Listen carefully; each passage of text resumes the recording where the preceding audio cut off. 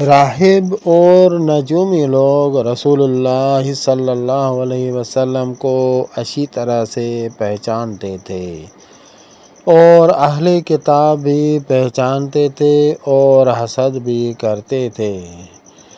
یہودی اور انجیل والے لوگ جو تھے، زبور والے لوگ تھے جو اہل کتاب تھے، تورات شریف والے تھے، اس میں ایسی نشانیاں رسول اللہ صلی اللہ علیہ وسلم کی لکھی ہوئی تھی جس کو دیکھ کر وہ رسول اللہ کو پہچانتے تھے بچپن میں ہی۔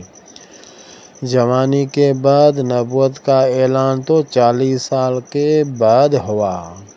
ایک یہ واقعہ بھی سنیں۔ ابو طالب شام کی طرف تجارت کی غرض سے نکلے۔ نبی اکرم صلی اللہ علیہ وسلم بھی قریش کے بڑے لوگوں میں ان کے ساتھ نکلے۔ جب یہ لوگ بحیرہ راہب کے پاس پہنچے تو وہیں پڑاؤ ڈال دیا اور اپنی سواریوں کے کچاؤ کھول دیے تو راہب اپنی گرجا گھر سے نکل کر ان کے پاس آیا۔ حالانکہ اس سے پہلے یہ لوگ اس کے پاس سے گزرتے رہتے تھے، آتے جاتے تھے، لیکن وہ کبھی ان کی طرف متوجہ نہیں ہوتا تھا۔ وہ ابھی تک سواری کے کھولنے میں ہی مصروف تھے تو راہب ان کے بیچ سے گزرتے ہوئے آ کر رسول اللہ صلی اللہ علیہ وسلم کا ہاتھ پکڑ لیا اور بولا، یہ سارے جہاں کا سردار ہیں، یہ سارے جہاں کے سردار ہیں، یہ سارے جہاں کے رب کے رسول ہیں۔ اللہ انہیں سارے جہاں کے لیے رحمت بنا کر بھیجے گا۔ تو اس سے قریش کے بوڑھوں نے پوچھا، تمہیں یہ کیسا معلوم ہوا؟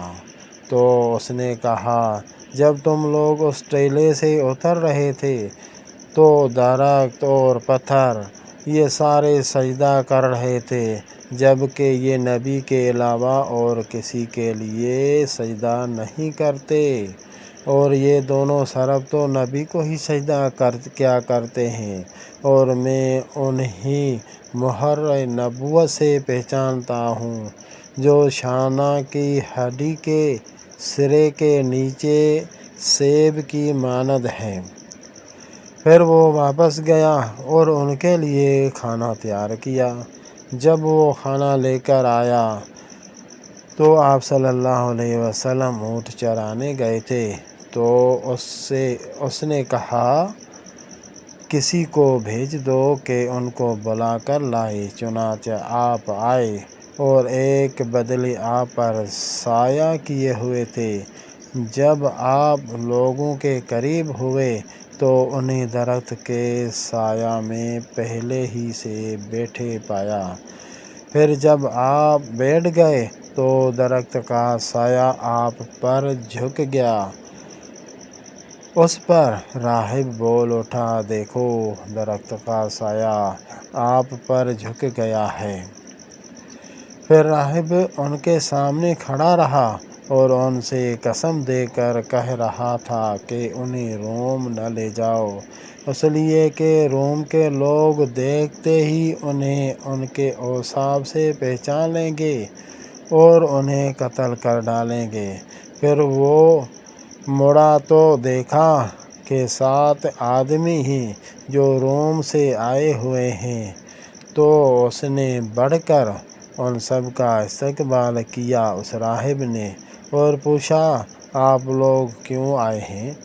ان لوگوں نے کہا، ہم اس نبی کے لیے آئے ہیں جو اس مہینہ میں آنے والا ہے، اور کہا، راستہ ایسا باقی نہیں بچا ہے جس کی طرف کچھ نہ کچھ لوگ نہ بھیجے گئے ہوں، اور جب ہمیں تمہارے اس راستہ پر اس کی خبر لگی تو ہم تمہاری اس راہ پر بھیجے گئے۔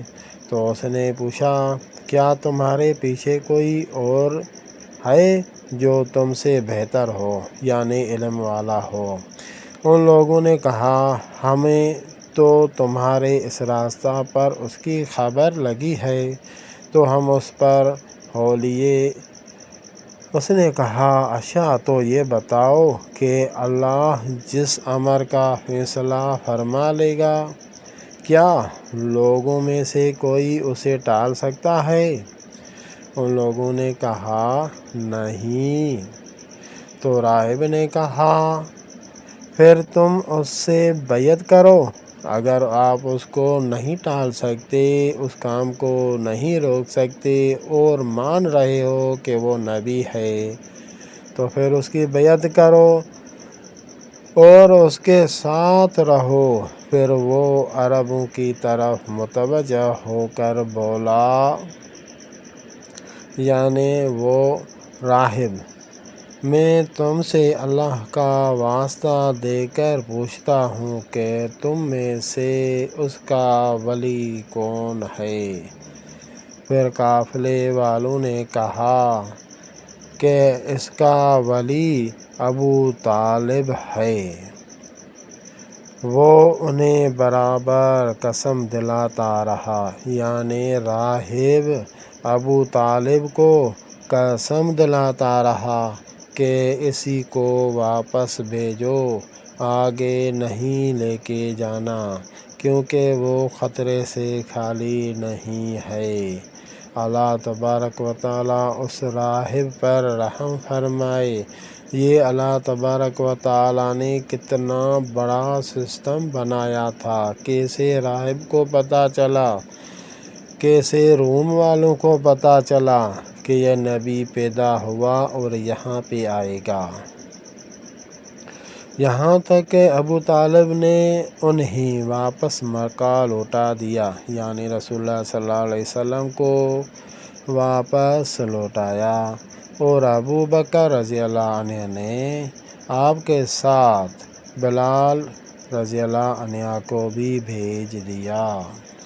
رسول اللہ صلی اللہ علیہ وسلم اور ان کے تھوڑے ساتھی جن میں بلال بھی تھے، ان دونوں کو واپس بھیجا ساتھیوں کے ساتھ۔ باقی قافلے والے اپنے کام سے آگے روم کی طرف چلے گئے۔ راہب نے آپ صلی اللہ علیہ وسلم کو ایک کیک اور زیتون کا توشہ بھی دیا تھا۔ یہ راہب دیکھو اللہ تبارک و تعالیٰ کا ایک خاص ولی تھا جس کو اتنا علم تھا اور پتہ تھا، لیکن پتہ ہوتے ہوئے بھی سارے راہب ایسے نہیں تھے۔ زیادہ تر وہ حسد کرتے تھے۔